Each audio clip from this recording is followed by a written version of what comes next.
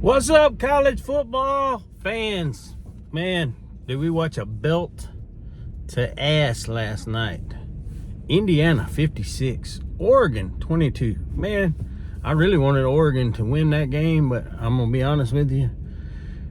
Oregon didn't want to win that game. Turnovers. Just ridiculous turnovers, too. When it goes south, man, it goes south bad, and it went really south. The Ducks went south last night.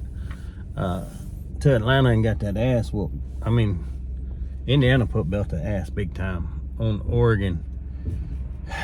No five for the people that love these. You got to spend all this money on these 4- and 5-star kids. Just look at Indiana. They said last night Indiana has like 8 4-star kids on that football team. 8, and they're going to the national championship.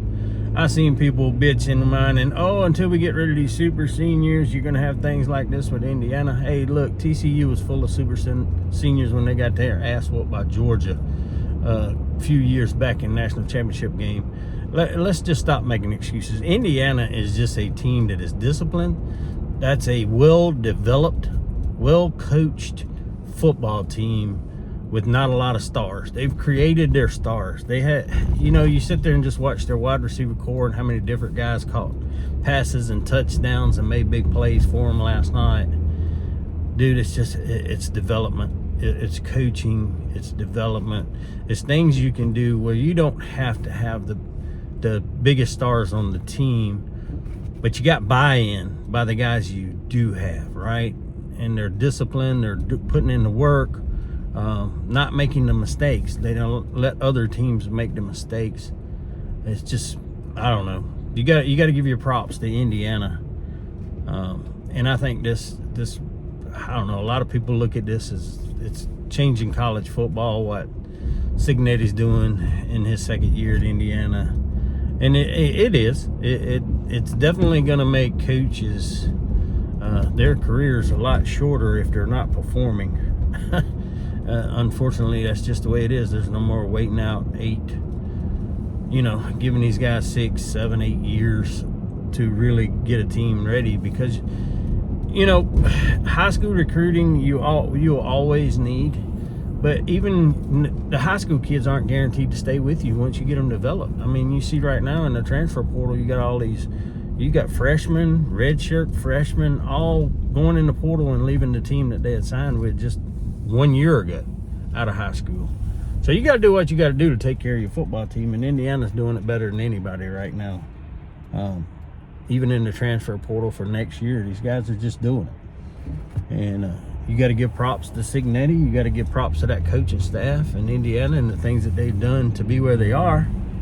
Going to be a good game with Miami. Miami can't make the mistakes either, I think Oregon maybe could have hung in there a little bit, but you can't fumble the ball deep in your own territory. You can't throw the pick sixes. It's just disciplined football. And I don't know. Oregon looked outclassed, like maybe they shouldn't have even been there. There's no more talk. This Big Ten, SEC, who's the better conference, who's this, that, or the other. I don't know. You see teams like Miami coming out of the ACC, a good football team. Playing their best football at the right time. Indiana's playing their best football at the right time, and that's why they're both where they are and in the national championship football game, and you got to give them their credit. Anyway, a little bit about our Gamecocks. Nitro Tuggle, former Georgia wide receiver that transferred to Purdue, signs with the Gamecocks last night. That'll be our second wide receiver with Jaden Gibson going into this season. As far as transfer portal, I don't think we take any more unless it's just one of these guys that one of these athletes, stars at wide receiver that you just can't refuse.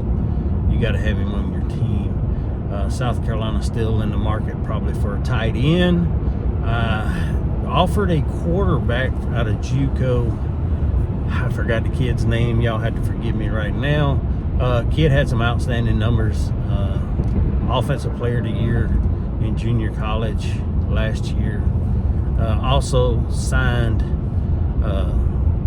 Cujo Puka, Emmanuel Cujo Puka, offensive lineman, adding to what South Carolina's already brought in to the offensive line. Also added a kicker from Texas Tech. I wanted to remember the kid's name, but I cannot right off the top of my head. We see how valuable a kicker can be. I mean, Ole Miss probably would not have even been in that game with Miami had not been for this kid out here kicking 58-yard field goals in college. So South Carolina wanted to try to upgrade their kicking. They got a kid from Texas Tech coming in. People would say they don't want to talk about kickers, but man, kickers can win you football games. They can lose your ass football games too. We've seen that at South Carolina here lately when we got pretty spoiled to some fabulous field goal kickers for probably 10, 12 years, or probably longer than that. We never had to worry about field goal kicking at South Carolina, but it became an issue over the last 2 years, honestly. So hopefully that gets fixed too. But Beamer's still out there beating. A lot of people think Chaz Coleman may be a Gamecock. I think it's a little battle right now between Tennessee and South Carolina. I did see Tennessee got a Penn State linebacker, but it wasn't him. Kind of scared me there for a minute. I saw a little do. Tennessee signs Penn State linebacker, and I was like, oh, defensive end, Chaz Coleman. And I'm sure there'll be some more additions coming. I saw a stat last night that South Carolina, we had lost 17 guys to the portal, and we'd only signed 9. Now, I don't know if that's counting Tuggle. Maybe we're up to 10. So my buddy Billy Cole likes to talk about the whole scholarship thing since I brought it up, about 85 scholarships. Well, when you have 17 of them open up for the transfer portal, you can bring that number back and add that in with your high school kids and your graduation, who graduated, who went to the transfer portal. You still get to your 85. I also saw something interesting from the NCAA. Well, not NCAA, this College Football Commission, where they're going to start investigating these outside NIL deals. They're going to have people start looking at this, and I think it all started with was it the kid from Cincinnati transferred and somebody's giving him $5 million or some crazy number. That's a lot of money, dude. That is a shit ton of money for one guy for probably 1 year. Is that guy going to instantly win football games for you? Do you think that? I mean, you never know. You never know with some of these kids, but I don't know, man. $5 million could buy you a lot of good football players. And you could probably get you a really good quarterback and game manager for $5 million to go with some receivers, some offensive line, all that kind of stuff. But anyway, every team knows what they're doing, I guess. But I think right now the market's just getting way out of hand. And I understand it is time to investigate some of this stuff. You did all this stuff to try to get back on the even playing field. Everybody, kind of on the same thing, and that's what we're seeing with Indiana and why Miami's back. Those teams are still spending a bunch of money. We know the whole Mark Cuban connection to Indiana is putting some money in there. We know Miami's got a lot of billion-dollar boosters down there that's putting some money in that team too. So I don't know. It fix it somewhere. If you're going to build a cap, you need to build a cap. And got to get away from the millionaires and billionaires buying the sport.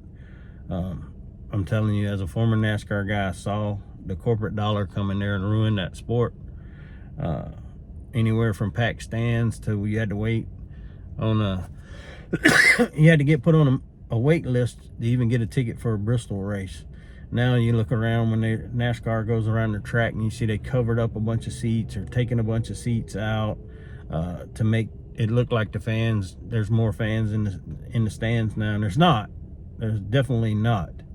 And I'm afraid that's going to happen to college football. You're going to price yourself right out of the common football fan that can afford to go. But anyway, I'm gonna get out of here. Leg day. Go hit some legs. Please like, subscribe to the channel. Give me your opinions on so far what South Carolina's done in the transfer portal. Can Shane Beamer build like Indiana built? Can you do it without a huge stacked roster of 5 stars? Now, don't get me wrong, South Carolina's got a ton of 4 stars on their football team and a few 5 stars. But can you do it? Can you do an Indiana thing and just get experienced guys, make a good team, develop a good team together, come up with good game plans? We all hope so, and we'll all see. But you guys don't forget to drop your comments. What do you think so far of the transfer portal? Do you think Beamer's did a home run? Or are you kind of iffy about it because we don't know a lot about some of the guys maybe? Or you think we should have maybe got a few more bigger name guys? I know Justice Haynes is out there. South Carolina was in on him, but he has a no contact tag. I'm not sure what that means, but South Carolina did get a running back also. Young kid from Ohio State. He don't have a lot of stats, but that don't always mean anything. But he's got some years to play, so if nothing else, you're kind of helping your team by not running out of running backs due to injuries, because we know they're happening. But we'll see. We'll see how Shane Beamer and the coaching staff finish out this transfer portal deal. I think there's one more week of kids getting in, and then that part will settle down. So it's probably going to be a crazy week ahead, and we'll be talking a lot more about the transfer portal and who South Carolina takes. Y'all have a wonderful rest of your Saturday, and we'll holler at you later. Peace.